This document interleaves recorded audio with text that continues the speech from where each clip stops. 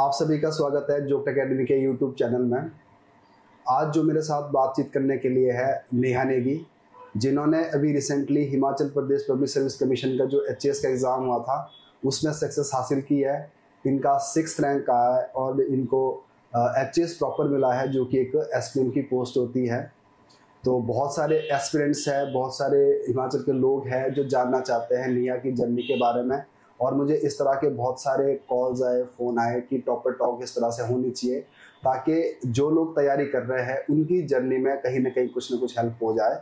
तो इसी बात को सामने रख के मैंने आज नेहा को बुलाया ताकि हम इस पे बात करें कि उनकी जर्नी कैसी रही है और इस तैयारी में क्या क्या किस किस चीज़ की ज़रूरत पड़ती है और कैसे अपने आप को मोटिवेट रखना है। तो उन सभी के ऊपर बात करते हैं।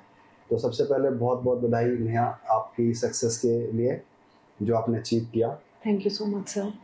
तो हम स्टार्ट करते हैं। सबसे पहले तो आप अपने बचपन के बारे में बताइए, कहाँ से आपने अपना बचपन स्टार्ट किया और कहाँ से हुआ? सर मेरा जन्म एक छोटे से गांव घराट सरहान बुशहर तहसील रामपुर डिस्ट्रिक्ट शिमला में हुआ है। और सर मेरी जो प्राथमिक एजुकेशन है वो सारा का सारा गांव से ही हुआ है, KV सरहान। उसके बाद सर मैंने अपनी +1 और +2 DAV लक्कड़ बाज़ार शिमला से की है। मैं एक साइंस बैकग्राउंड की स्टूडेंट हूँ। मैंने फिजिक्स, केमिस्ट्री और बायोलॉजी में पढ़ाई की है। उसके बाद सर मैंने अपना graduation DAV college sector 10 Chandigarh से पूरा किया। उसके बाद मैंने अपना सब्जेक्ट चेंज करते हुए डिपार्टमेंट ऑफ हिस्ट्री से अपना मास्टर्स किया है हिस्ट्री सब्जेक्ट में। अच्छा ठीक है, अगर आप और थोड़ा पीछे चले जाए कि जैसे आपके पेरेंट्स का क्या बैकग्राउंड है और कैसे आपको बचपन से उनसे एक हेल्प मिली है कि जीवन में कुछ करना है आगे, जो कि शायद आपको अब तक काम करी होगी। यस सर मेरे पापा ITBP में है ASI और मेरी मम्मी एक होम मेकर है। ठीक है। और बचपन से ही पापा हमारे बाहर ही रहे क्योंकि ITBP में होने के कारण उनको बाहर रहना ज़्यादा पड़ता था। तो मेरा अधिकतर बचपन अपने पापा के बिना, मतलब वो 1-2 महीने की छुट्टी पे घर आते थे, बट मेरी मम्मी ने हमको बचपन से ही सब कुछ मतलब सिखाया। मैं बोल सकती हूँ कि ज़्यादा टाइम मैंने अपनी मम्मी के साथ और अपनी दादी के साथ स्पेंड किया है घर पे। ठीक है। हाँ जी। तो अब उनके साथ आप रहे बचपन में और आपने बोला कि आप वहीं से आपने अपनी जो प्रारंभिक एजुकेशन थी वो स्टार्ट की। तो उसके बाद जैसे शिमला आना हुआ आपका, DAV को स्कूल से पढ़े आप, तो उसमें किसका आइडिया था? आपका खुद का था या आपके घर वालों का था? क्या आप कुछ और ज़्यादा अपॉर्चुनिटी ढूंढ रहे थे कि बाहर जाकर पढ़ाई की जाए? सर जो हमारा स्कूल है गांव में KV सरहान, वो 10th तक ही है। उसके बाद सर ये मेरे पापा का डिसीजन था क्योंकि जो मेरे ताऊजी हैं, मेरे बड़े पापा, वो AG ऑफिस में कार्यरत है। तो वो पहले से ही शिमला में रहते थे। तो उन्होंने मुझे कहा कि मेरे को अपना +1 और +2 शिमला जाके करना चाहिए ताकि एक्सपोजर और ज़्यादा मिल सके और मेरे को काफ़ी मतलब मैं और ज़्यादा बाहर जाके सीखूं चीज़ों को। तो मैंने अपना +1 और +2 फिर शिमला आई। वहाँ पे मैं अपने बड़े पापा और बड़ी मम्मी के साथ रहती थी। 2 साल मैंने उनके साथ अपने। तो कहीं ना कहीं आपके फैमिली में कुछ इस तरह का एनवायरनमेंट था, अवेयरनेस थी कि पढ़ाई का क्या महत्व है, कि बाहर निकलना जरूरी है। हाँ जी। तो फिर आपने वहाँ पे साइंस में आए हो गया आप, है ना? हाँ जी। उस टाइम आपका क्या एम था कि क्या करना है? देखो जब स्कूल में होता है बच्चा तो वो भी सोचता है कि कुछ ना कुछ, फैमिली की राय भी होती है पर अपना भी एक एम होता है कि मुझे इस तरफ जाना है जी। तो उस टाइम क्या था आपका माइंडसेट? सर स्टार्टिंग में सभी पेरेंट्स चाहते हैं कि उनके जो बच्चे हो या तो इंजीनियर या फिर डॉक्टर बने। तो बचपन से मेरे पापा का सपना तो यही था कि मैं डॉक्टर बनूं। तो इसीलिए सर मैंने साइंस बैकग्राउंड चूज किया था, मतलब बायोलॉजी ली थी ताकि मैं PMT के लिए प्रिपेयर कर सकूं। अच्छा। और उसके लिए सर मैंने प्रिपेयर भी किया, 1 साल ड्रॉप किया 12th के बाद। जब मेरी 12th हो गई थी तो मैं चंडीगढ़ आ गई थी क्योंकि मेरे पापा उस वक्त यहाँ पे पंचकुला में पोस्टेड थे, BTC भानु में। तो मैंने 1 साल ड्रॉप किया, PMT के लिए पढ़ा। साथ साथ सर मैंने दूसरे पेपर भी बहुत दिए, जैसे एग्रीकल्चर का फॉरेस्ट्री के लिए और वेटनरी जो पालमपुर में है उनके उस यूनिवर्सिटी के लिए। बट मुझे कहीं भी सफलता प्राप्त नहीं हो पाई। तो मतलब आपने अपने +2 के बाद एक ड्रॉप करने के बाद ही देख लेते कि कंपटीशन कुछ होता है चीज़। Yes sir. है ना? उसके लिए आपने तैयारी करनी स्टार्ट कर दी थी और आप कह रहे हो कि आपने जो चाहा वो नहीं मिला आपको। Yes sir. तो नहीं, कहीं ना कहीं एक कंपटीशन में रहते हुए एक सेटबैक लगना स्टार्ट हो गया था वहीं से। Yes sir. तो वो तो बड़ी एज भी कम होती है, तो उस टाइम भी आपने डील किया ही होगा फेलियर्स के साथ। Yes sir. तो क्या कैसे किया उस टाइम? सर उस वक्त तो हम होते भी बहुत छोटे हैं, तो सर इन सब चीज़ों का हमको पता नहीं चलता कि कैसे चीज़ों को कोप करना है। और प्रेशर उस वक्त भी काफ़ी था क्योंकि सर मेरे पापा थोड़े स्ट्रिक्ट है काफ़ी। तो और सर जो रिलेटिव्स होते हैं उनका भी काफ़ी प्रेशर हो जाता है उस वक्त, तो हैंडल करना मुश्किल था सर। बट मैंने देखा कि जो मेरे घर में मेरी मम्मी है, मेरा छोटा भाई है और मेरी दादी है, और उस वक्त मेरे चाचा जी भी होते थे बट अब वो नहीं रहे, तो उन्होंने मुझे काफ़ी सपोर्ट किया कि कुछ नहीं होता, अगर एक जगह आप फेल हो रहे हो तो आपके पास और भी बहुत सारी चीज़ें हैं जो आप कर सकते हो। इसलिए सर फिर मैंने ग्रेजुएशन में एडमिशन ली। अच्छा, ग्रेजुएशन में एडमिशन ली, तो आप ग्रेजुएशन के लिए डीएवी कॉलेज आते हो? हाँ जी, डीएवी।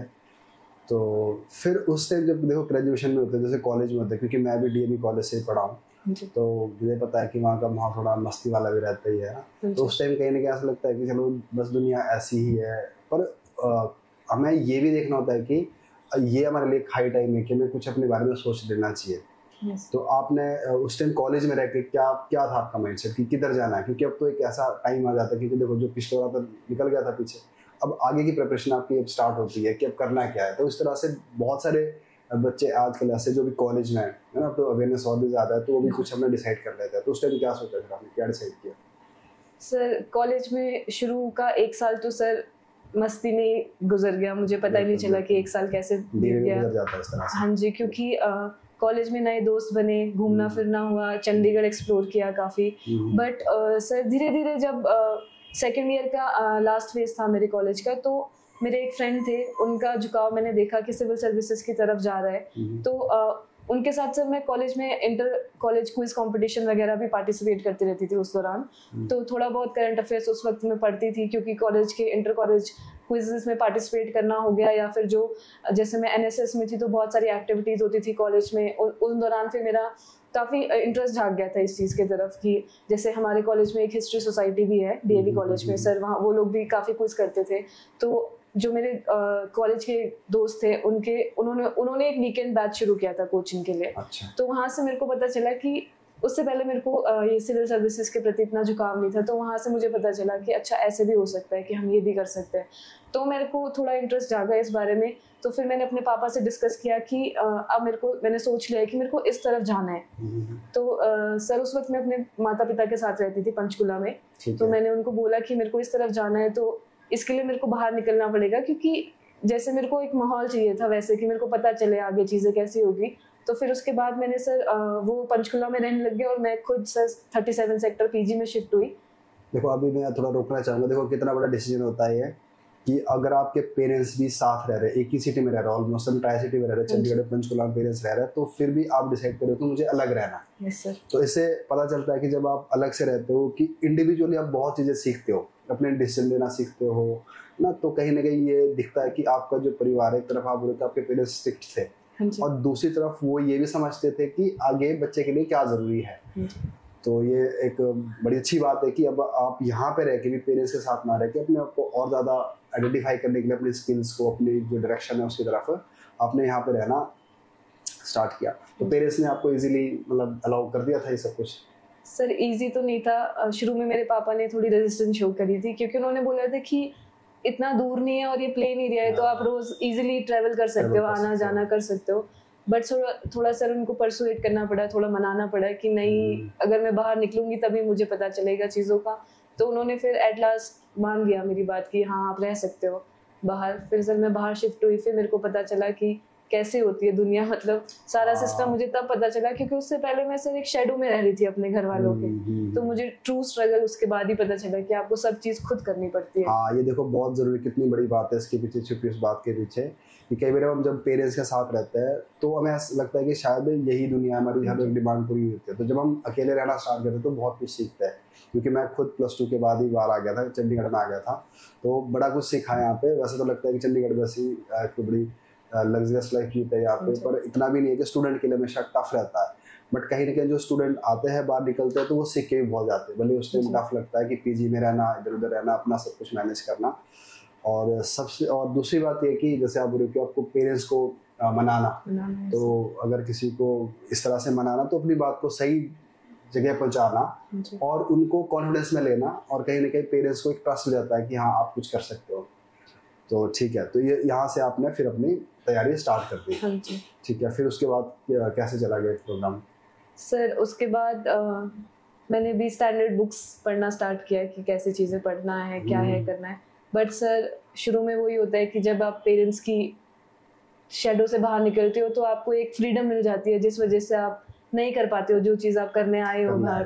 कहीं ना कहीं डिस्टर्बेंस थोड़ी हो ही जाती है, आप भटक जाते हो, अपने मेन मोटिव से भटक जाते हो। तो मेरे साथ भी ये चीज हुई थी कि मैं अब दोस्तों के साथ घूम रही हूँ, फिर रही हूँ, तो उस टाइम पे मैंने इतना फोकस नहीं किया सब चीज़ों पे। मतलब मैंने अपना मतलब जब मैं घर से निकल गई, अपने घर वालों से दूर रहने लगी, तो मैंने भी खूब इंजॉय किया, घूमी फिरी। बट सर धीरे धीरे आपको वक्त के साथ मेरे को लगता है मैच्योरिटी भी आती है और समझदारी भी आने लग जाती है कि क्या चीज़ें प्रायोरिटाइज करनी है और क्या चीज़ें कम करनी है, बैलेंस कैसे बनाना है जीवन में। राइट। तो वो शायद एक्सप्लोर करने के बाद ही पता चल जाता है। हाँ जी। अगर जो चीज़ हमें नहीं भी करनी, अगर हम उनको कर लेते हैं तो ही समझ आता है कि नहीं करने वाली चीज़ें हैं। अच्छा, फिर बात आती है पढ़ाई के ऊपर। पढ़ाई में भी जैसे हमने देखा है कि देखो सब बोलते हैं कि स्टैंडर्ड बुक्स पढ़ो, एनसीईआरटी पढ़ो, ये पढ़ो वो पढ़ो। फिर भी जो मेरा खुद एक्सपीरियंस भी है यहाँ पे, तो बच्चे फिर भी उस चीज़ पे नहीं जाते। तो उनको लगता है कि मैं ज़्यादा पढ़ना चाहिए, उधर जाना चाहिए। और शायद जब तक आपका टाइम आ गया ना, तो वो ज़्यादा ही है, इन्फॉर्मेशन बहुत ज़्यादा है। तो उस पर कैसे कंट्रोल किया जाए, और कौन कौन सी ऐसी बुक्स है या ऐसा कंटेंट है जिस पे बच्चों को रिलाय करना चाहिए, और जो मैं खुद पर्सनली सोचता हूँ कि अपने जो रिसोर्सेज है उनको किस तरह से कट शॉर्ट किया जाए। सर मेरे को लगता है कि ये आपकी स्ट्रैटेजी का पहला पार्ट होना चाहिए कि आपने अपने रिसोर्सेज को कैसे स्ट्रीमलाइन करना है। क्योंकि आज कल डिजिटल, सब कुछ डिजिटल ही हो चुका है, आपके पास सब चीज़ अवेलेबल है, आपके पास पीडीएफ्स है, ई बुक्स अवेलेबल है, और सर इतना सब कुछ है आपके पास इंटरनेट में कि आप सब कंज्यूम करने की कोशिश करते हैं। अगर किसी ने हमें बोल दिया कि हमें ये बुक पढ़नी है तो हम वो बुक भी खरीद लेते हैं और वो भी पढ़ते हैं। ये मैंने भी किया है अपनी जर्नी में कि अगर मैं किसी टॉपर या किसी भी चीज़ किसी का भी सुन रही हूँ कि हाँ वो बोल रहा है कि अगर आपने ज्योग्राफी के लिए ये पढ़ना है, तो मैंने भी वो चीज़ पढ़ी है। बट अपनी स्ट्रैटेजी खुद डिवाइस करनी है कि आपको किस बुक से क्या समझ आ रहा है, आप किस बुक के साथ अपना कनेक्शन बिठा पा रहे हो। सर ऐसा नहीं है कि एक सब्जेक्ट के लिए आप 10-10 बुक पढ़ो, आपको एक पर्टिकुलर बुक भी पढ़ोगे और आपके बेसिक्स क्लियर होंगे। अगर बेसिक मतलब मेन चीज सर यही है कि आपका बेसिक अगर क्लियर हुआ है तो आप उसमें वैल्यू एडिशन खुद कर सकते हैं। तो बेसिक क्लियर करने के लिए आप बिल्कुल बेसिक बुक भी पढ़ सकते हो। आप एनसीईआरटी पढ़ के अगर अपना बेस क्लियर कर रहे हो तब भी बहुत अच्छी बात है। और अगर आप कोई स्टैंडर्ड बुक पढ़ रहे हो जो इस तैयारी में पढ़ना है, उससे भी आपका बेस क्लियर हो रहा है, तब भी बहुत अच्छी बात है। तो सर जितना कम आप सोर्सेज को रखोगे, जितने आप क्वालिटी कंटेंट पे ध्यान दोगे रादर देन क्वांटिटी, वो मेरे को लगता है कि आपकी चीजें भी स्ट्रीमलाइन करेगा और आपको प्रेशराइज भी कम करेगा। ठीक है। अच्छा, जैसे एक ना बच्चों में और डाउट रहता है कि चलो हम तो हर दिन डील करते हैं इस बात से कि जो तैयारी है वो प्री की अलग से होनी चाहिए या मेंस की अलग से होनी चाहिए, दोनों को इकट्ठे कर देना चाहिए। मतलब कैसे आपने बैलेंस किया इस चीज़ को? सर मैं हर बार यही बोलती हूँ कि प्री तो फर्स्ट लेडर है। ये जो आप चीज़ चाह रहे हो कि आपके जीवन में आप करना चाह रहे हो, तो प्री तो पहला स्टेप है। तो सर पहला स्टेप करने के लिए आपको, मेरे को लगता है कि पहले तो उसी स्टेप पे फोकस करना चाहिए कि आप कैसे करोगे वो चीज़। क्योंकि सर अक्सर हम देखते हैं कि हमारा प्री नहीं क्वालिफाई हो पाता। जैसे मेरे केस में भी मैंने प्री क्वालिफाई नहीं कर पाई थी 3 बार। 3 बार का प्री क्वालिफाई हुआ? हाँ जी। तो फिर वही मैं पूछना चाहता हूँ कि आपको ऐसा क्या लगा, क्यों नहीं प्री क्वालिफाई हो रहा है, और क्या ऐसा चेंज किया आपने जिससे आपका प्री क्वालिफाई हो गया? सबसे पहले सर मैंने अपने आप को मैनिपुलेट कम होने दिया। 3 बार मैंने प्री जो क्वालिफाई नहीं हो पाया मेरे को, मैं मतलब अपना पीयर ग्रुप से सुनती थी किसी ने ज़्यादा अटेम्प्ट किए, किसी ने कम अटेम्प्ट किए हैं, कोई इतने घंटे पढ़ रहा है, कोई इतने घंटे नहीं पढ़ रहा है। या तो सर ऐसा होता है कि हम जैसे ना लोगों को देख के भी काफ़ी कुछ प्रेशराइज अपने आप को ओवर एक्सर्ट कर लेते हैं, हम अपने ऊपर बहुत ज़्यादा प्रेशर डाल देते हैं। तो वो सर ओवर थिंकिंग हो जाती है हर चीज़ में, तो पढ़ाई कम और ओवर थिंकिंग ज़्यादा हो जाती है उस टाइम पे। तो मेरे को लगता है कि सबकी अपनी अपनी जर्नी है, सब अपने अपने हिसाब से ही अपना प्रिपरेशन कर सकते हैं। हम थोड़ी बहुत लोगों से नॉलेज गेन कर सकते हैं या थोड़ा बहुत कुछ कर सकते हैं, बट डिवाइस अपनी स्ट्रैटेजी खुद ही करनी पड़ती है।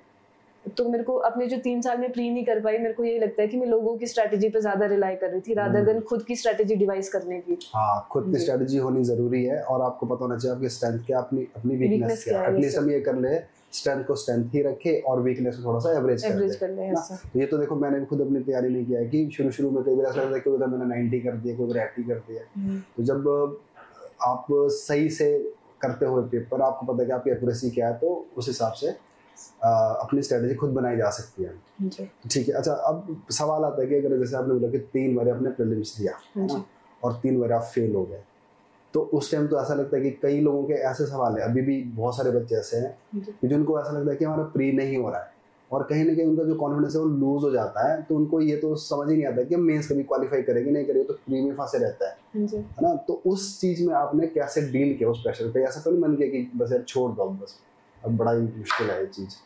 Sir being a human being मेरे को लगता है कि अगर आपका पहली बार प्री क्वालिफाई नहीं हुआ तो आप कोई बात नहीं, अपने आप को फिर से उठा के कर सकते हो प्रिपेयर। दूसरी बार नहीं हुआ तो थोड़ा कम जज्बा हो जाता है कि अब नहीं हो रहा। फिर तीसरी बार भी नहीं होगा तो फिर आपको लगता है कि मुझ में ही कोई कमी है, सेल्फ डाउट आना शुरू हो जाएगा अपने अंदर कि पढ़ तो मैं रही हूँ बट हो नहीं रहा है।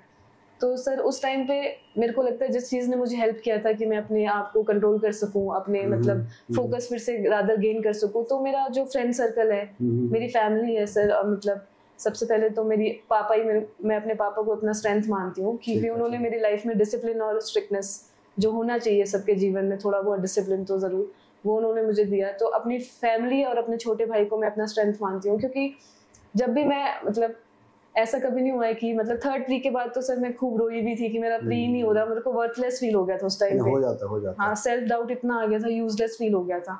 तो मैं उनसे डिस्कस करती थी, मतलब कोई ना कोई सबके जीवन में होता है जिनसे आप अपनी चीजें डिस्कस कर सकते हो, जो बिल्कुल व्हाइट पेपर की तरह आप सब कुछ बता सकते हो। तो जो मेरा छोटा भाई है उससे मैं खूब डिस्कस करती थी, तो वो मेरे को बोलता था कि नहीं तू कर सकती है, तेरे में है वो पोटेंशियल, तू कर सकती है। मतलब वो ऐसे बोलता था कि तेरा लक कभी नहीं चल रहा है बट कभी ना कभी तो लक अपने आप तेरे को फेवर करेगा, तो तू करती रहे, कोई बात नहीं। तो सर वही होता है कि अगर आपका एक पॉजिटिव एनवायरनमेंट है आपके आसपास, अच्छे दोस्त हैं, सपोर्टिंग फैमिली है, तो प्रेशर अपने आप हैंडल हो जाता है।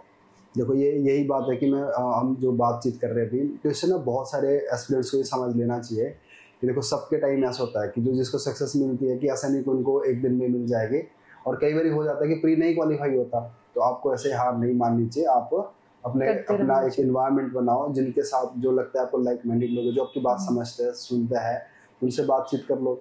चलो ये तो आपको एक फैमिली सपोर्ट रही। तो वैसे भी जब हम इतनी तैयारी में हो जाते हैं, 3 साल लगातार हो जाए, तो हमारी जो लाइफ में एक बड़ी रूटीन बन जाती है, तैयारी करो, सोचते रहो उसी बारे में।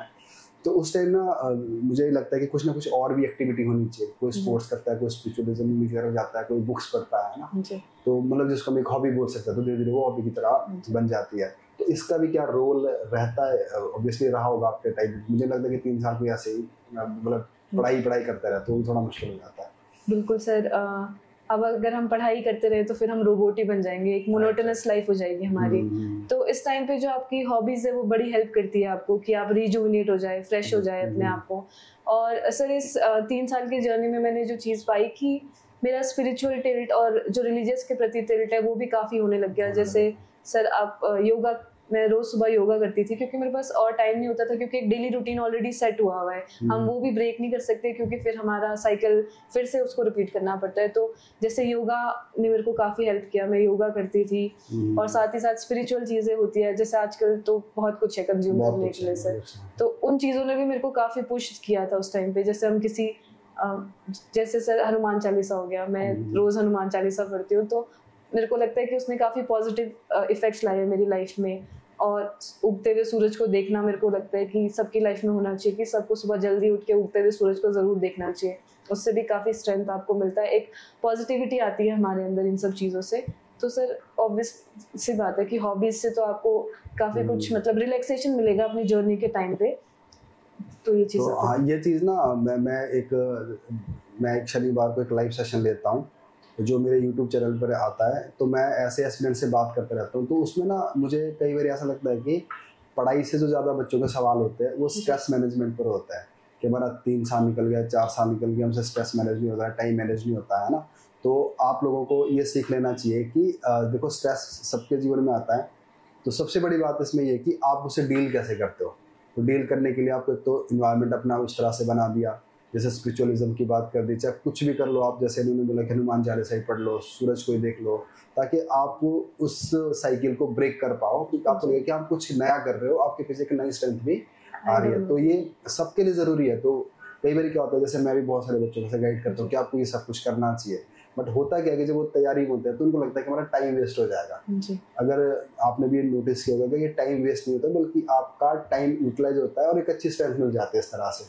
हाँ सर, ज़्यादा बात करता हूँ, कंसंट्रेशन ज़्यादा बन जाएगा, फोकस ज़्यादा होएगा, मतलब आपका रिलैक्स माइंड होगा तो चीज़ें इजीली ग्रास्प हो जाती है। इन सब चीज़ों में काफ़ी ठीक है। तो उसी टॉक में जब मैं बात करता हूँ तो उसमें और भी कुछ इस तरह के सवाल आते हैं, तो मैं थोड़ा आपसे भी कर ही लेता हूँ उससे बात की, खासकर गर्ल्स के लिए तो टफ हो जाता है, क्योंकि एक ना गर्ल्स को ऐसा लगता है कि प्रेशर बनने लग जाता है, 3-4 साल हो जाता है, जैसे फैमिली प्रेशर भी आ जाता है, कई बार बड़ी सारी चीज़ें होती है।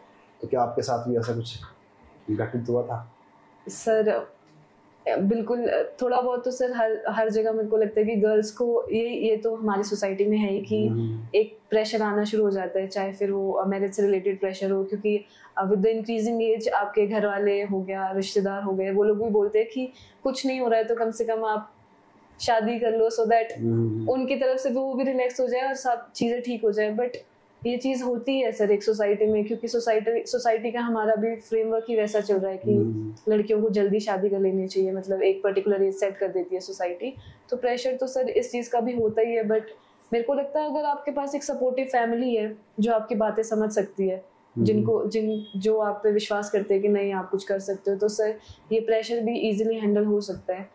कॉन्वर्सेशन मेरे को लगता है कि अपने घर वालों के साथ एक की है जिसके थ्रू आप इन सब चीज़ों को इजीली हैंडल कर सकते हैं। ठीक है, तो आपने इस तरह से अपने टाइम को मैनेज किया, और तो आपकी जो जर्नी मैं देख पा रहा हूँ तो उसमें ऐसा नहीं है कि पढ़ाई पढ़ाई है, आपने अपने आप को बड़ी फ्री छोड़ा, घर से बाहर निकले और वहाँ भी 1-1.5 साल अपना खूब थोड़ा सा और चीज़ें एक्सप्लोर की, उसके बाद फिर रियलाइज की नहीं ये पढ़ाई ज़रूरी है। तो उस पीरियड में क्या आप कुछ और भी कर रहे थे अपने कॉलेज के साथ साथ, आगे मास्टर भी आपने किया, तो वो आपने कंटिन्यू रखा, उसको कैसे बैलेंस किया? आप कॉलेज भी किया, मास्टर भी किया, और उसके बाद जैसे मुझे पता था कि आपने PhD में भी एनरोलमेंट कर दिया था और ऊपर से आप तैयारी भी कर रहे हो, तो ऐसे भी बहुत सारे एस्पिरेंट्स हैं कि जिनके लिए बड़ा मुश्किल हो जाता है कि अपनी पढ़ाई को परस्यू करना, तैयारी करना, तो एक टाइम के बाद आपको डिसीजन भी लेना पड़ता है कि यार अब किसको इम्पोर्टेंस दे, तैयारी को दे या अपनी पढ़ाई को दे, और ऊपर से रिजल्ट नहीं आ रहा है, तो वो वाला फेज कैसा रहा आपका? सर वो फेज़ मेरा ऐसे था कि जब मैंने रिसर्च में MPhil में अपने आप को एनरोल कराया था, तो मैंने उसको सर एज अ बैकअप लिया था, क्योंकि सर जब आपके नंबर ऑफ अटेम्प्ट्स भी हो रहे हैं आपको, तो आपकी पहले ही मास्टर हो चुकी थी पहले? हाँ जी, मास्टर के साथ साथ आप तैयारी कर रहे थे, तो उसके बाद आप MPhil पे चले गए, MPhil में एनरोलमेंट करवा दिया। हाँ जी सर, ये वही है कि आपने प्रेशर को कैसे कोप करना है कि कम प्रेशर हो जाए, क्योंकि मेरे को लगा कि अगर मैं रिसर्च में एनरोल कर देती हूँ तो मेरे घर वालों को भी लगेगा कि कोई ना कोई बैकअप है, कि आप कुछ कर रहे हो, मतलब ऐसे आप बिल्कुल ही खाली नहीं बैठे हो। तो इसलिए मैंने अपने आप को रिसर्च में एनरोल कराया। तो स्टार्टिंग में सर मैंने रिसर्च के लिए काम भी किया खूब। तो रिसर्च एक ऐसी चीज़ है जहाँ आपको बेसिक हिस्ट्री से ज़्यादा इन डेप्थ हिस्ट्री पढ़नी पड़ती है, और मतलब काफ़ी ज़्यादा गहरा उसमें पढ़ाई करना है, क्योंकि उसमें आपने एक खुद की बुक लिखनी है। तो सर उस टाइम पे मेरे को क्या होता था कि मैं बैलेंस नहीं कर पा रही थी अपनी जो तैयारी है अपने उसके लिए, एग्ज़ाम के लिए, और साथ ही मेरे को रिसर्च में भी काफ़ी डिफिकल्टी होती, क्योंकि मेरे को रेगुलरली यूनिवर्सिटी जाना पड़ रहा था, क्योंकि सर उसमें रेगुलर आपको सुपरवाइज़र को अपडेट देना होता है कि आप क्या काम कर रहे हो, क्या नहीं कर रहे हो। तो एक टाइम पे सर मेरे को ऐसा लग गया, क्योंकि मेरा ज़्यादा जुनून इस पेपर के प्रति था, तो मेरे को लगा कि मुझे कहीं ना कहीं थोड़ा बहुत रिस्क लेना पड़ेगा इस चीज़ को लेके। तो सर मैं एक दिन अपने सुपरवाइज़र के पास गई, तो मैंने मैम से डिस्कस किया कि मेरा टिल्ट टुवर्ड्स सिविल सर्विसेज ज़्यादा है और मेरे से नहीं हो पा रहा है ये, क्योंकि मैम मुझे रेगुलरली कॉल करके पूछते थे कि बेटा कितना काम हो गया है। तो फिर मैं गई मैम के पास, मैंने बोला मेरे से नहीं हो पा रहा है। फिर मैम ने बोला फिर क्या करना है बेटा आपने, क्योंकि आपकी मैंने PhD की सीट रखी हुई है। तो वो बहुत बड़ा डिसीजन था मेरे जीवन का। तो मैंने बोला कि मैं आगे कंटिन्यू नहीं कर सकती, मतलब मैम मैं अपने आप को टाइम देना चाहती हूँ कि मैं 1-1.5 साल करती हूँ कुछ, अगर नहीं हुआ तो मैं वापस आ जाऊँगी आपके पास। अच्छा। तो मैम ने मुझे प्रॉपर एश्योरेंस भी उस टाइम पे दी थी कि कोई बात नहीं आप ट्राई करो, क्योंकि आपका इंटरेस्ट इस तरफ है तो आप ट्राई करो, और मैं हूँ कि अगर आपका नहीं हुआ एज अ बैकअप तो मैं लूँगी आपको PhD में दोबारा से। अच्छा, तो यहाँ से ये बात समझ आती है कि कहीं ना कहीं आपको एक रिस्क लेना पड़ता है, आप एक साथ 2-3-4 चीज़ें नहीं कर सकते, तो कहीं ना कहीं अपने मन की सुननी पड़ती है कि मुझे ये करना तो करना है। तो यहाँ पे फिर सवाल उठता है कि ये भी एक बड़ा जेन्युइन सवाल है बहुत सारे लोगों की, आपके पास सेकंड ऑप्शन होना चाहिए या नहीं होना चाहिए? होना चाहिए तो उसके लिए क्या आपकी तैयारी होनी चाहिए साथ साथ में?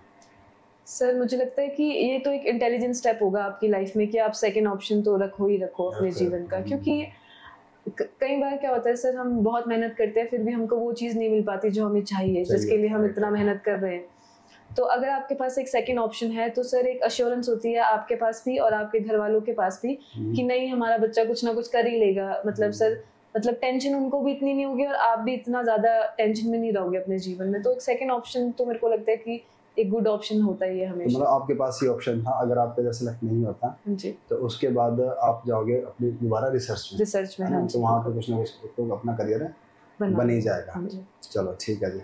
तो अब फिर से बात करते हैं अपनी एग्ज़ाम की तरफ आके। तो आपकी प्री का तो मैंने जान लिया कि आपको 3 बारी सक्सेस नहीं मिला और चौथी बारी आपका होता है, और वो भी आपकी अपनी खुद की स्ट्रेटजी बना के, खुद पे विश्वास करके, है ना, उस तरह से आपने प्री क्वालिफाई कर लिया। तो अब आता है मेंस के लिए, है ना। तो सबसे पहले देखो मेंस के लिए एक तो हम स्टेप बाय स्टेप बात करें तो सबसे पहले होता है कि ऑप्शनल कैसे चूज़ करें, है ना, और आपने कब चूज़ किया, क्या चूज़ किया, और आपका हिस्ट्री ऑप्शनल था, और उसका भी थोड़ा बेसिक बता देना कि कौन कौन सी बुक्स है, अगर किसी को आज ऑप्शनल हिस्ट्री लेना है तो उनको कैसे हेल्प हो जाएगी उस तरह से। यस सर ऑप्शनल तो मुझे लगता है कि ऑप्शनल आपकी स्ट्रेंथ होनी चाहिए पहले तो, जरूरी है। हाँ जी, जिस चीज़ में आपको लगता है कि आप मास्टर हो कि, और या फिर वो सब्जेक्ट जो आपको अपनी तरफ अट्रैक्ट करता है, जो आपको पढ़ने में मजा आए, तो मेरे को लगता है कि वो ऑप्शनल होना चाहिए। और मैंने अपना हिस्ट्री ऑप्शनल सर ग्रेजुएशन के टाइम भी सोच लिया था कि मैं हिस्ट्री लूंगी, इसलिए मैंने मास्टर्स भी हिस्ट्री में ही की थी। हाँ जी, तो यूनिवर्सिटी में सर मास्टर्स के लिए एंट्रेंस हुआ था, तो मैं मतलब साइंस बैकग्राउंड से थी, तो मैंने हिस्ट्री जितनी पढ़ी थी उससे मैंने एंट्रेंस दिया यूनिवर्सिटी का और मेरा हो गया था मास्टर्स के लिए एडमिशन, मेरे को हो गई थी। तो सर एक्चुअली मेरे हिस्ट्री में इंटरेस्ट भी तब डेवलप हुआ क्योंकि मैं ट्यूशंस पढ़ाती थी ग्रेजुएशन के टाइम पे। अच्छा। तो मेरे को काफ़ी अच्छा लगता था पढ़ने में। और स्कूल टाइम पे भी सर मैंने एक हमारे केवी में सर एक सोशल साइंस एग्जीबिशन होता है, उसमें भी हिस्ट्री क्विज होती थी, तो मैं अपने स्कूल की तरफ से शिमला आती थी हिस्ट्री क्विज में। तो सर वहीं से मेरा हिस्ट्री में इंटरेस्ट डेवलप हुआ। तो तभी मेरे को लगता है कि ऑप्शनल आपको वो चूज करना चाहिए जिसमें आपका इंटरेस्ट है, हाँ, आपका स्ट्रेंथ होनी चाहिए। ठीक है। तो अब अगर मान लो अभी किसी ने हिस्ट्री लेना है सब्जेक्ट, तो कौन कौन सी बेसिक बुक्स होनी चाहिए उसके पास, क्या क्या सोर्स होने चाहिए? सर हिस्ट्री मेरे को लगता है कि हिस्ट्री आपका ऑथेंटिक तभी मानी जाती है जब आप सोर्सेस कोट करते हो किसी चीज़ के लिए। तो बुक्स की लिस्ट तो सर वही स्टैंडर्ड बुक्स हो जाएगी कि आप आर एस शर्मा पढ़ो एंशिएंट के लिए, या उपिंदर सिंह जो है वो भी पढ़ सकते हैं एंशिएंट के लिए। मेडिवल के लिए आप सतीश चंद्रा पढ़ सकते हो। मॉडर्न के लिए सर बिपिन चंद्रा की 2 बुक आती है, वो दोनों पढ़ सकते हो। सर मैंने भी यही सब पढ़ा है मॉडर्न वगैरह के लिए। बाकी थोड़े बहुत जो मेरे को वैल्यू एडिशन मैंने किए वो मैंने मास्टर्स के नोट्स से किए। तो बेसिक बुक्स पढ़ के भी हो सकता है, बट सर उन बुक्स में भी सारे ऑथर्स के नाम होते हैं। जब आप अपना आंसर लिखोगे तो आपको उन ऑथर्स को कोट करना है, उन हिस्टोरियंस को कोट करना है, ताकि जो पेपर चेक कर रहा है हिस्ट्री ऑप्शनल का उसको लगे कि हाँ आपने सच में इन डेप्थ हिस्ट्री पढ़ी हुई है, आपको नॉलेज ऊपर हो जाती है। हाँ जी, हाँ जी। तो इस तरह से अपना ऑप्शनल बन सकता है। ठीक है। जैसे इस ऑप्शनल की जैसे कई लोग ये भी बोलते हैं कि ऑप्शन बड़ा लेंथी है ये, हाँ जी, है ना, तो लेंथी थोड़ा सा ये बताया कि कितना टाइम इसको तैयार करने में लगता है और कितना टाइम इसके रिवीजन के लिए चाहिए? सर एक बार तो आपको ये पूरा जो सब मतलब सिलेबस निकाल के, आपको सिलेबस लेंथी नहीं कह सकते सर, सिलेबस भी ऐसा नहीं है कि पूरा पार्ट ही हिस्ट्री का सिलेबस में दिया है। जैसे अगर आप हिस्ट्री ऑप्शनल का सिलेबस देखोगे तो उसमें पर्टिकुलरली दिया गया है कि जो अकबर के टाइम पे या फिर जो भी मुगल के टाइम पे पेंटिंग्स का, तो सर आपको वही पोर्शन फोकस करना चाहिए जो उसमें लिखा है, वही सब्जेक्ट मास्टरी जो आपने भी मुझे सिखाया है कि सिलेबस मास्टरी, सॉरी, कि सिलेबस में मास्टरी होनी चाहिए कि जो सिलेबस में लिखा है आपने वही चीज पढ़नी है। हम क्या करते हैं अक्सर एक ब्रॉड सिलेबस का पार्ट देख लेते हैं और हम उसका सारा पढ़ लेते हैं। यस सर, तो हमको सर वो चीज देखनी है कि आपने ना टू द पॉइंट चीजें पढ़नी है ताकि आपका टाइम भी वेस्ट नहीं हो और जो आपको क्वेश्चन आए वो करना है। और साथ ही साथ मेरे को लगता है कि हिस्ट्री ऑप्शनल के टाइम पे मेरे को जो चीज़ बेस्ट हेल्प की है वो PYQs के एनालिसिस और PYQs मैंने लिखे जो थे, मतलब मैं उनकी आंसर राइटिंग करती थी, तो उसका एक पैटर्न है हिस्ट्री ऑप्शनल का भी। मेरे को लगता है कि कुछ टॉपिक ऐसे हैं सर जो 2-3 सालों से ना रिपीट हो रहे हैं, बस उनकी क्वेश्चन की ना लैंग्वेज चेंज हो जा रही है, तो आपको आंसर भी उसी तरीके से मॉडिफाई करना पड़ रहा है जो लैंग्वेज क्वेश्चन की पूछी गई है। इस बार कितना स्कोर था, मैं भूल गया आपका हिस्ट्री में? सर मेरा पेपर 1 में 75 स्कोर है। 75। पेपर 2 में? पेपर 2 में 57। तो कितना बना टोटल? ये 132 के आसपास। ठीक है। तो ये तो वही ऑप्शन की बात। फिर बात आती है मेंस की, GS मेंस की। तो उसके लिए कैसे करा आपने स्टडी? मतलब कुछ तो मेरे को पता है कि आपने हमारे साथ किया ये वाला प्रोग्राम, बट फिर भी आपकी तरफ से। सर मेंस तो मेरा फर्स्ट मेंस था इस बार, तो मेरे को पता था कि मेरा प्री तो इस बार हो जाएगा क्योंकि मैंने खुद की स्ट्रेटेजी रिवाइज करके काफ़ी कुछ जान लिया था इस टाइम पे।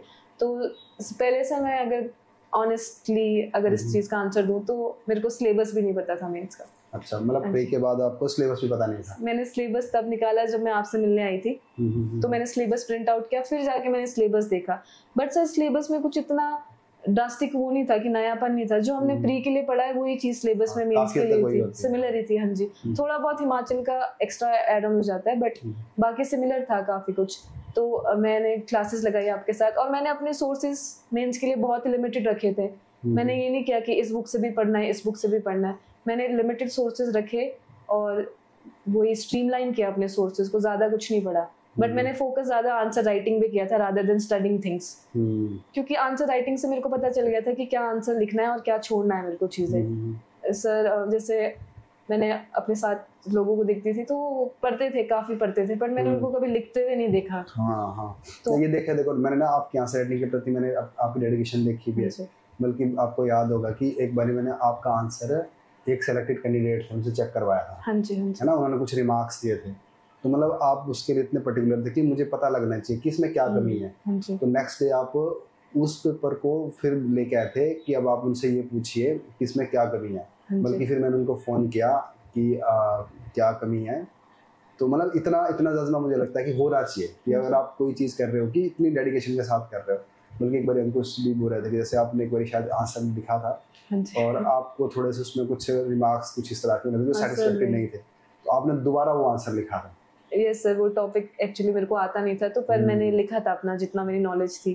तो मेरे को सर ने लिखा था कि you missed it big time. तो वो चीज़ मेरे को बहुत बुरी लगी कि मैं लिख रही हूँ आंसर और मुझे नहीं आ रहा है। क्या लिखा था उन्होंने? You missed it big time. Okay okay. हाँ जी, तो मेरे को वो चीज़ काफी चुभी, मतलब मेरे को, और मेरे को ऐसा भी होता था, मैं चाहती थी कि मेरे को सर ना ज्यादा से ज्यादा कम मार्क्स दें। तो मेरे को जब मेरे को देखती थी ना कि मेरे को 8 में से 2 ही नंबर दे रहे, तो मेरे अंदर होता था कि नहीं, कुछ तो करना पड़ेगा कि 8 में से 4 तो आए, एटलीस्ट 50% तो मैं स्कोर करूँ। तो फिर मैंने वो अगले दिन पढ़ा चीज जाके, घर जाके फिर दोबारा आंसर लिख के फिर सर से चेक कराया। हाँ, तो देखो ना, इस लेवल की डेडिकेशन होना जरूरी है कि रादर देन कि आप इतना सारा पढ़ो। जब हमें पता है कि मेंस में जाके हमने लिखना है और लिखना है, तो उस लिखने की ही आप कला को इतना सही कर दो कि आपके पास कोई स्कोप ना छूटे। तो ये चीज़ मैंने ना, देखो आपके साथ मैंने देखी है, और ये पीछे भी हमारे साथ जो कुछ टॉपर निकला है, जैसे पिछले साल के जो टॉपर थे प्रवीण शर्मा, उनके साथ मैंने ये चीज़ देखी है। तो वो जब अपने आंसर चेक कराते थे, तो आंसर चेक कराने के बाद उनका लगातार दो दिन तक वो फ़ोन करते थे कि भाई ऐसा कैसे हो गया, ऐसा कैसे हो गया। मतलब मतलब एक फाइटिंग वाली बात हो जाती थी कि भाई अगर ये नहीं हो तो ये क्यों होना चाहिए। तो राधा दिन की ज़्यादा पढ़ाई के चक्कर में पड़ के कि अपना लिखना स्टार्ट कर दे तो वो ज़्यादा सही होता है। तो उसके बाद फिर आप जैसे टेस्ट सीरीज होती है तो उसका कैसा रोल रहा? सर बहुत इम्पोर्टेंट रोल रहा टेस्ट सीरीज का। स्टार्टिंग में मेरे को मैंने ज्वाइन नहीं किया था टेस्ट सीरीज, अगर आपको याद होगा मैंने शुरू के 2 टेस्ट नहीं दिए, टेस्ट 1 और टेस्ट 2। बट फिर से जब मैंने लिखना शुरू किया, क्लास में लिखना शुरू किया, तो मेरे को पता चला कि लिखने की इंपॉर्टेंस कितनी ज़्यादा है। वही बोलूँगी दोबारा कि पढ़ने से ज़्यादा लिखने की इंपॉर्टेंस ज़्यादा है मेंस में। तो फिर उसके बाद मैंने टेस्ट सीरीज ज्वाइन किया था। तो शुरू में तो मेरा पेपर ही कंप्लीट नहीं होता था सर, क्योंकि लिखने की हमको आदत नहीं है, टाइम बाउंड उसमें कि एक टाइम बाउंड एनवायरनमेंट हो जाए तो हमको लिखने की आदत नहीं है। अगर हम घर बैठ के लिखते तब तो हम सर थोड़ा लिवाई भी दे देते अपने आप को, चल 5 मिनट और लिख लेते हैं, अच्छा आंसर लिख देंगे। तो जब मैंने टाइम बाउंड एनवायरनमेंट में लिखना शुरू किया तो मेरे को पता चला कि टाइम मैनेजमेंट कितना जरूरी है आंसर राइटिंग के टाइम पे, क्योंकि आपने छोड़ना तो कुछ नहीं, लिखना तो सभी है, तो वही होना है। चाहे आपने 5 साल तैयारी की, 6 साल तैयारी की, कि जो आप एंड में डिलीवर करके आओगे वो डिपेंड करेगा सारा कुछ। तो उसके लिए ज़रूरी है अपना आंसर राइटिंग होना और रिसोर्सेज को लिमिटेड करना। तो इस तरह से तो जब आप लोग मेंस देकर आए तो उस टाइम क्या था आपका माइंडसेट कि मतलब ठीक है कि हो जाएगा? मतलब सर तो लगता ही है थोड़ा बहुत। बिल्कुल, डर तो मेरे को लगा ही था। तो जिस दिन मेरा फर्स्ट GS 1 पेपर हुआ था, तो सर उसमें एक क्वेश्चन आया था डांडरस इंसिडेंट बिलासपुर का। तो सर वहीं से मेरे को लग गया था कि मेरे को मैंने कभी पढ़ा ही नहीं था वो। हाँ, वो बल्कि किसी को भी नहीं आता। हाँ जी, तो आउट ऑफ द कन्विक्शन लिखा था मैंने वो आंसर, क्योंकि मैं छोड़ना नहीं चाहती थी खाली पेज कहीं पे भी अपने आंसर शीट में। तो मेरे को लगा था कि मेरा नहीं हुआ है अच्छा पेपर। तो फिर उसके बाद GS 2 किया। GS 2 बहुत अच्छा लगा मेरे को कि मैंने अच्छा किया। GS 3 भी मेरा ठीक हुआ था। तो पेपर के टाइम पे मेरे को ऐसा लगता था मेरा पेपर अच्छा नहीं हो रहा है, क्योंकि सर एक ह्यूमन टेंडेंसी मेरी तो यही है बचपन से टेंडेंसी, मेरे को ऐसा लगता है कि मेरा अच्छा नहीं हुआ चीजें, मतलब एक होता है ना सेल्फ डाउट रह ही जाता है कहीं ना कहीं, नहीं रहता है, सबको रहता है, रहता है, वही मेरे को यही लग रहा था कि नहीं हुआ है अच्छा। तो सर और उस टाइम पे जैसे दूसरे एस्पिरेंट मेरे साथ जो होते थे, फिर मैं उनसे डिस्कस करती थी तो वो अपना बताते थे कि मैंने इस आंसर में ऐसा लिखा है, मैंने इस आंसर में ऐसा लिखा है, फिर मैं सोचती थी कि मैंने तो ये लिखा ही नहीं है, मैंने तो कुछ और लिखा है। तो सर वहां से भी थोड़ा हो जाता था 5-10 मिनट, बट ज्यादा नहीं, 5-10 मिनट जब तक मैं अपने घर नहीं पहुंची तब तक मेरे को लगता था कि नहीं यार उन्होंने मेरे से बेटर लिखा है। बट सर फिर अगले दिन तो आपको अपने आप को तैयार करना ही पड़ता है कि अगला जीएस का देना है तो भी तैयार करो। हाँ, तो देखो यहाँ से हमें ये बात समझ आती है कि आपकी खुद की एक जर्नी है, खुद की आपकी एक स्ट्रेटजी है ना। हाँ, इधर उधर के इन्वायरमेंट से हम बहुत कुछ सीख सकते हैं, बट उसका ज़रूरी नहीं है कि हम उनसे गलत कर रहे हैं या कुछ ठीक नहीं कर रहे हैं ना। तो इस तरह से आपको फिर इंटरव्यू की कॉल आती है आपको, तो फिर आप इंटरव्यू की तैयारी में हो, तो इंटरव्यू के बारे में थोड़ा सा कैसे मतलब आपने प्रिपेयर किया इंटरव्यू के लिए? हाँ जी सर, जब रिजल्ट आ गया तो मतलब उस वक्त मैं घर पे थी, अपने घर गई हुई थी, तो सर मैंने रिजल्ट चेक किया पीडीएफ, तो उसमें से मैंने देखा 16 ही बच्चे हैं। तो पहले तो मुझे ऐसा लग रहा था कि मेरा नहीं होगा रोल नंबर उसमें, तो फिर मैं ढूंढ रही हूँ ना, मुझे मिला ही नहीं। पहली नजर में तो मेरे को अपना रोल नंबर ही नहीं मिला सर। फिर दूसरी नजर में मैंने देखा मेरा रोल नंबर है। फिर एक पल को सर मेरे को बड़ा ही मतलब सरप्राइज और खुशी वाला सरप्राइज हो गई थी मैं कि मेरा रोल नंबर है, यूनिक फीलिंग। हाँ जी। उसके बाद सर फिर तब मैं उसके बाद घर से आ गई थी, फिर मैंने इंटरव्यू गाइडेंस के लिए भी आप ही के पास आई कि मेरे को कैसे करना है सर, क्योंकि मैं बचपन से थोड़े इंट्रोवर्ट काइंड ऑफ पर्सन हूँ, मैं ज़्यादा बात नहीं कर पाती हूँ लोगों से, मतलब खुल के ज़्यादा बात नहीं कर पाती हूँ, तो इंट्रोवर्ट हूँ। तो उस वजह से मेरे को लगता था कि कहीं इंटरव्यू में मेरी ये चीज़ मुझे लोगों से पीछे ना कर दे कि बीइंग इंट्रोवर्ट। तो उस वक्त आपने मेरे को एक लाइन बोली थी कि इंट्रोवर्ट मतलब ये नहीं होता कि आप एक्सप्रेस ना कर पाओ अपने आप को सर। तो वहाँ से मैंने सीखा कि इंट्रोवर्ट हो आप, बट आपको एक्सप्रेस करना है अपनी चीजों को, करना लगे। हाँ, देखो वो तो मैं भी समझ रही हूँ, इंट्रोवर्ट मैं भी हूँ, मुझे भी लगता है मेरी पर्सनालिटी में है, बट मुझे लगता है कि जहाँ एक्सप्रेस करने की जरूरत पड़े तो मैं कर लेता हूँ। चाहे मैंने अपने कंटेंट लिखा, बुक लिखी, पढ़ाने स्टार्ट किया, तो वहाँ से लगा कि नहीं, इंट्रोवर्ट कुछ और होता है और एक्सप्रेस करना कुछ और होता है। जहाँ आपको जरूरत पड़ती है तो वहाँ पे आपको कर लेना चाहिए, है ना, अच्छा रहता है वहाँ पे। तो इस तरह से चलो ठीक है, तो आपका इंटरव्यू की तैयारी हो गई, अब फाइनली आपका सिलेक्शन आ गया, तो उस टाइम का मोमेंट आपका खुद का, फैमिली का, जो भी है। यस सर, तो मतलब 6th को सर मेरा इंटरव्यू था और उस दिन 4 बच्चे थे, चार एस्पिरेंट्स थे सर। तो मेरा 3rd इंटरव्यू था और मेरा इंटरव्यू लगभग 1 घंटा 5 मिनट चला था। तो बट मुझे लगा था कि मेरा इंटरव्यू सिर्फ 30 मिनट का है, क्योंकि उस वक्त सर टाइम का पता ही नहीं चलता। तो इंटरव्यू के बाद सर मैं घर आ गई थी, तो मेरी मदर भी मेरे साथ थी, मेरी बड़ी मम्मी थी, मेरा छोटा भाई मेरे साथ था उस वक्त वहाँ पे, और मेरा कजन ब्रदर जो है। तो आपकी जॉइंट फैमिली है? जॉइंट तो नहीं सर, हम कह सकते हैं न्यूक्लियर है, सब लोग अपना डिवीजन हो चुका है, बट सर रहते सब एक साथ ही है। ठीक है। तो उस वक्त सर अब क्या करें, मतलब पता तो था रिजल्ट शाम तक आ जाएगा, तो एक नर्वसनेस, एक एंजाइटी सब था। मुझे नहीं सर, सबको ही था, मेरी मम्मी, बड़ी मम्मी, सबको, पूरे परिवार का ही एक रिजल्ट आना। और मेरे पापा भी उस वक्त छत्तीसगढ़ में थे, तो वो आपके साथ नहीं थे? पापा नहीं मेरे साथ नहीं थे। हाँ जी। तो वो भी मुझे कॉल करके बोल रहे थे रिजल्ट आया। फिर सर वही है कि मैंने बोला नहीं 4 बजे आएगा, फिर 4 बजे भी नहीं आया, फिर 5 बजे भी नहीं आया, फिर सर 5 रिजल्ट आ गया था। तो मैंने रिजल्ट देखा नहीं था एक्चुअली, मेरे को मेरे फ्रेंड ने मैसेज किया व्हाट्सएप पे, कांग्रेचुलेशंस नेहा। अच्छा। तो सर मैंने वो कांग्रेचुलेशंस नेहा देख के समझ गई थी कि मेरा नाम लिस्ट में आ गया होगा, तभी कांग्रेचुलेशंस आ रहा है। तो मैंने फटाफट लिस्ट डाउनलोड की, तो मैंने अपना नाम देखा, तो सर वो तो एक बहुत ही ज्यादा ओवरवेलमिंग मोमेंट था उस टाइम पे, बिल्कुल मतलब एक ड्रीम कम ट्रू, जिसके लिए आप इतने सालों से मेहनत कर रहे हो, वो हो गया था सर। हाँ जी। देखो अभी यहाँ से एक बात समझ आती है, देखो कि इतनी आपकी जर्नी रही है, देखो मैं तो उस बात से बड़ा मतलब टच है मेरे इस चीज़ का कि आप मतलब घर से निकलते हो, स्कूलिंग करते हो, उसके बाद वहाँ भी अपनी पीएमटी की तैयारी करते हो, उसके बाद फिर कॉलेज आते हो, फिर फैमिली से दूर हो जाते हो, बल्कि एक ही सिटी के अंदर रहते हुए, तो कहीं ना एक जर्नी का पार्ट था ये। और फिर अपने लाइफ में 2-3 फेलियर देखते हो प्रीलिम में, फिर मेंस के लिए आते हो, और मेंस में अपनी बड़ी ऐसी बात है, चलो मेरे को तो पहले ही पता थी ये बात है कि आपको आपने ऐसा प्रीलिम्स के बाद कुछ नहीं था आपको आइडिया कि मेंस का सिलेबस क्या होता है, और फिर भी आपको किया। तो ये सारी चीज़ें कि अभी आप बोल रहे हो जैसे आपके पेरेंट्स, आपके फादर थे नहीं साथ में ना, तो उसमें वो मोमेंट ना सच में कुछ और तरह की होती है। तो ये सारा रहा। तो उसके बाद फिर मतलब कितने दिन आप ऐसा फील करते रहे कि होता ना एक हाई फील करना कि हाँ आप तो कुछ, और फिर धीरे धीरे फिर कैसे अभी क्या माहौल है? सर जब मैंने रिजल्ट देखा तो सर आई वाज क्राइंग, मतलब मैंने अपने फादर को कॉल किया तो आई वाज क्राइंग कि हो गया मेरा फाइनली। तो मेरा छोटा भाई भी था, वो भी रो रहा था, मतलब ऑलमोस्ट सभी रो रहे थे, वो खुशी के आंसू थे। हो जाता है बिल्कुल। और फिर मेरे बड़े पापा उस वक्त टूर पे गए हुए थे, वो ऑडिट ऑफिसर है, सीनियर ऑडिट ऑफिसर, तो उनको भी मैंने कॉल किया क्योंकि उनका भी बहुत इंपॉर्टेंट रोल है मेरे जीवन में सर, क्योंकि उन्होंने हमको काफी गाइड किया, मेरे को और मेरे छोटे भाई को, मतलब गाइड भी और सर डांटा भी बहुत ज्यादा उन्होंने।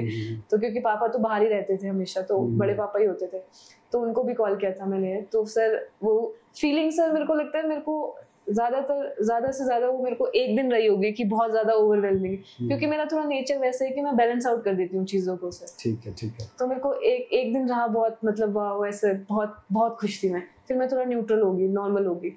बट उसके बाद जब मैं घर गई तो फिर सर सब आए, रिश्तेदार, everybody was coming to congratulate कि हाँ बहुत अच्छी बात है, हमारे यहाँ से पहली लेडी जो भी गर्ल वो है। तो सर उस वक्त मेरे को कुछ फील हुआ कि हाँ चलो, मैंने अपने फैमिली जो मेरे पापा इतने समय से चाह रहे थे बेसिकली वो चीज़ हो गई है। मेरी दादी बहुत खुश थी घर पे। तो सर फिर तो जब तक लोग घर आ रहे थे तब तक तो वही फीलिंग थी कि हाँ कुछ कर लिया है जीवन में। तो देखो सबसे बड़ी बात है आपके लिए एक ग्रेटिट्यूड भी है ना, जिन्होंने आपको कंक्लूड किया है, चाहे समझा के किया चाहे डांट के किया है ना, तो उनके प्रति भी है और अपने एरिया के प्रति भी है ना।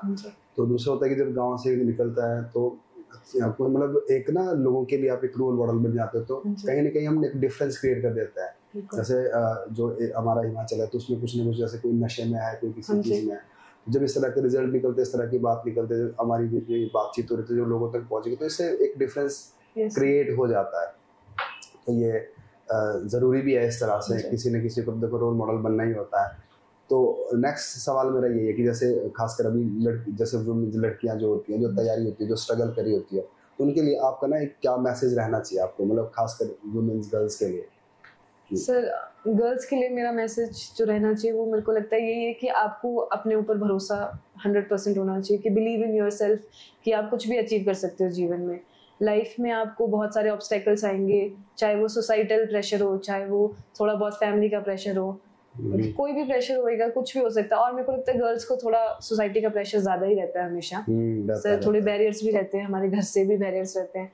तो अगर आपको अपने ऊपर भरोसा है ना कि आप कोई चीज़ कर सकते हो, तो आपको उस चीज़ के लिए एंड तक फाइट करनी ही चाहिए, और अपनी चीज़ों के लिए वोकल रहना चाहिए। और वोकल एज इन की अपने घर वालों से बात करनी चाहिए, कॉन्वर्सेशन होती है ना, एक पॉजिटिव कॉन्वर्सेशन होनी चाहिए कि नहीं मेरे को ऐसा करना है। आप उनको समझाओ, उनको कन्विंस करो कि नहीं मेरे को करना ही है ये चीज़। जैसे मैं भी समझता हूँ इस बात को ना, जैसे हम बोलते हैं कि कम्युनिकेशन होना ज़रूरी है, आपके पास कम्युनिकेशन स्किल होनी चाहिए। तो उसका मतलब ये नहीं कि आपको इंग्लिश ही आती है, तो कम्युनिकेशन का मतलब है कि पहले आप खुद को कन्विंस कर लो, फिर अपने पेरेंट्स को कन्विंस कर लो। अगर ये एटीट्यूड होगा तो आप किसी को कन्विंस कर सकते हो, अगर खुद को और पेरेंट्स को कर सकते हो तो किसी को कर सकते हो। तो ये भी हमें बात सीख लेनी चाहिए। तो इस तरह की आपकी पूरी जर्नी रही है। तो एंड में वही जो एस्पिरेंट्स, अभी देखो 2-3 सवाल है मेरे एस्पिरेंट्स के लिए। एक तो देखो जैसे अभी क्या है कि बच्चे बड़े कंफ्यूज होते हैं इस टाइम ना, कि प्रीलिम्स आने वाला है, अब कैसे स्ट्रेटेजाइज करें प्रीलिम्स को, मतलब क्या स्ट्रेटजी रहनी चाहिए। एक सवाल ये है।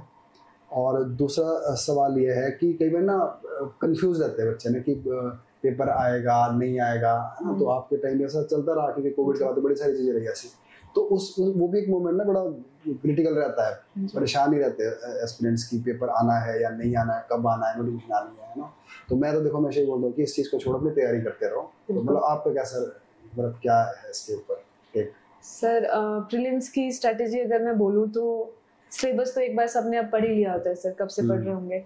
तो मेरे को लगता है जितना ज़्यादा MCQs कर सकते हैं, जितनी ज़्यादा आप टेस्ट सीरीज करोगे और अपने आप को इवेल्युएट करोगे कि आपकी कहाँ क्या लूप होल रह रहा है, कि किस पॉइंट में आप छूट रहे हो, कि क्या चीज़ आपको पीछे खींच रही है।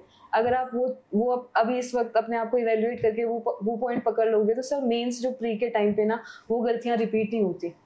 तो इस टाइम पे ज़्यादा से ज़्यादा MCQs करने चाहिए। और मेरे को ये लगता है कि जितना ज़्यादा MCQs करोगे उतनी ज़्यादा आप, एक होता है ना, से ट्रिक भी पकड़ सकते हैं कि MCQs कैसे सॉर्ट आउट या कैसे सॉल्व करना है, क्या एलिमिनेशन टेक्निक कैसे लगानी है, नेगेटिव से कैसे बचना है।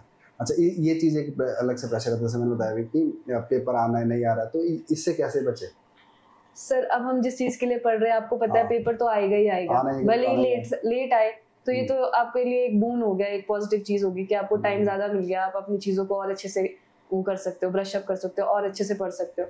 तो रादर देन फोकसिंग कि पेपर कब आएगा, कि वही देखते रह रहे हैं हम सर्च करके कमीशन की साइट में कि कोई एडवर्टीजमेंट आ रही है कि पेपर इस डेट पे आ रहा है या पेपर कब आएगा, वो करने से अच्छा सर वो ये पॉजिटिव चीज़ों में अपने आप को ढालो कि जो चीज़ आपको पसंद है वो करो, ठीक है, ताकि आप रिलैक्स भी रह सको और जो आप पढ़ रहे हो उसको पढ़ते रहो, एक क्वांटिटी मेंटेन करते रहेंगे तो सर पेपर जब आएगा तब आपका पक्का होना ही होना है फिर। ठीक है जी, तुम्हारी सारी बात हो गई, तो अभी आपके मतलब फ्यूचर के लिए क्या गोल्स प्लान्स है आपके लाइफ के? सर अब फ्यूचर गोल्स तो मेरे यही है कि जिस चीज़ में मैंने कदम रख लिया है अब एडमिनिस्ट्रेशन में सर, तो उसमें मैं अपना 100% दूँ और उस चीज़ में एक्सेल करूँ कि एक होता है ना कि सर सोसाइटी के प्रति चलो अब अपने लिए तो मैंने कुछ अचीव कर लिया, अपने घर वालों के लिए भी कुछ अचीव कर लिया है, बट जितना मेरे से हो पाए सर सोसाइटी के लिए भी कुछ अपनी तरफ से थोड़ा बहुत कंट्रीब्यूट कर सकूं सर, ज़्यादा नहीं बट थोड़ा बहुत जितना मेरे से हो सके उतना कंट्रीब्यूट कर सकूं और अपने एरिया में एक्सेल कर सकूं जिस एरिया में मैं जा रही हूँ। बहुत बढ़िया, बहुत बढ़िया। तो ये हमारी कॉन्वर्सेशन हम यहीं पे एंड करता है। तो बहुत अच्छा लगा आपसे बात करके और मुझे भी बहुत कुछ सीखने को मिला है बल्कि, और उम्मीद करते हैं कि जो एस्पिरेंट्स हैं उनको भी कुछ ना कुछ सीखने को मिलेगा। और जो सबसे जो अंडरलाइनिंग जो बातें हैं यही है कि आपको कैसे अपने आप को बैलेंस करना है और कैसे अपने ऊपर विश्वास करना है और किस तरह से अपनी जर्नी में एक कॉन्टिन्यूटी बना के रखना है। तो ये सारी बातें कहीं ना कहीं जो एस्पिरेंट्स हैं उनको हेल्प करेगी। तो एक बारी आपको बहुत बहुत शुभकामनाएं। आपके जो भी आगे प्लान है, जो भी गोल्स है, आप अपनी लाइफ के किसी भी लेडर पे आप सक्सेसफुल रहे। तो बहुत बहुत धन्यवाद। Thank you sir.